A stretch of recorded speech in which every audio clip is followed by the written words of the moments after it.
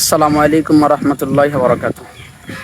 আমি আজকে আপনাদেরকে একজন খেলাফত বিশ্বাসী মানুষ থেকে সে আবার ফিরে এসে গণতন্ত্রের দিকে যাওয়া একজন মানুষের সাথে আপনাদেরকে আজকে পরিচয় করিয়ে দেব। দেখেন, আসন্ন জাতীয় সংসদ নির্বাচনে সিলেট 4 কোম্পানিগঞ্জে গোয়াইনঘাট জয়ন্তাপুর আসনে খেলাফত মজলিস মনোনীত সংসদ সদস্য পদপ্রার্থী মুফাসসিরে কোরআন মুফতি আলী হাসান ওসামা সাহেব, যিনি তিনার বক্তব্য জীবনের শুরু থেকে শুরু করে সবসময় গণতন্ত্রের বিরুদ্ধে ছিলেন, কিন্তু হঠাৎ করে মানুষটা কেমন জানি বদলে গিয়ে সেই খেলাফতকে বাদ দিয়ে, খেলাফতের চিন্তা বাদ দিয়ে তিনি একেবারেই গণতন্ত্রের দিকে চলে গেলেন। অত্যন্ত দুঃখজনক একটা বিষয়। মানুষ যদি হেদায়েতের পথ থেকে আবার গুমরাহির পথে যায়, তাহলে অত্যন্ত জাতির জন্য এর চাইতে কষ্টের আর কিছুই হতে পারে না। যে মানুষটা আমাদেরকে খেলাফতের তামান্না দিত, যে মানুষটা আমাদেরকে খেলাফত নিয়ে আশা দেখাতো, ওই মানুষটাই আজকে আবার গণতন্ত্রের দিকে চলে গেছে। তারা এখন বলে যে আসলে আমরা গণতন্ত্র দিয়ে আমরা খেলাফত প্রতিষ্ঠা করব।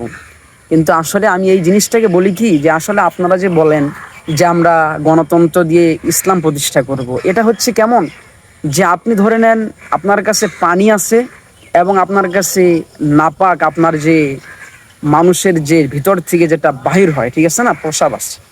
আপনি যদি ইচ্ছা করেন তাহলে আপনি ময়লাযুক্ত নাপাক পানি দিয়েও কিন্তু আপনি তৃষ্ণা মেটাতে পারবেন, এবং কি আপনি সুন্দর পাক পানি দিয়েও কিন্তু আপনি তৃষ্ণা মেটাতে পারবেন। যদি আপনি গণতন্ত্র দিয়ে ইসলাম প্রতিষ্ঠা করতে চান, সেটা কখনোই সম্ভব হবে না। কারণ আমি বলি যে আমি পায়খানা খাই না, কিন্তু একটু শরবতের সাথে একটু ঘুলিয়ে খাই, তাহলে হয়তো আমার সেটা আর খাওয়া হইল না। ঠিক তদ্রূপভাবে যে মানুষগুলো বলে যে গণতন্ত্র দিয়ে আমরা ইসলাম কায়েম করব, সেটা কখনোই সম্ভব না। সুতরাং আমরা চাবো যে যেই সমস্ত আমাদের আকাবিররা সবসময় আমাদেরকে গণতন্ত্র থেকে ফারেক করে খেলাফতের আমাদের অন্তরের মধ্যে আশা জোগাচ্ছিল, সেই সমস্ত আলেম যাতে আবার গণতন্ত্রের দিকে ঢুকে না যায়। এটা হচ্ছে আমাদের সমাজের বর্তমান সময়ে আলেমদের দুর্ভিক্ষ শুরু হয়ে গিয়েছে। তারা হয়তো এখন ভাবতেছে যে আমাদের হয়তো গণতন্ত্রেই হয়তো কামিয়াবে, কিন্তু এটা আসলে কখনোই সম্ভব না। সবাই যাতে আমরা বুঝতে পারি, আল্লাহ রাব্বুল আলামিন আমাদের সবাইকে খেলাফতমুখী হওয়ার তৌফিক দান করুক, আমিন।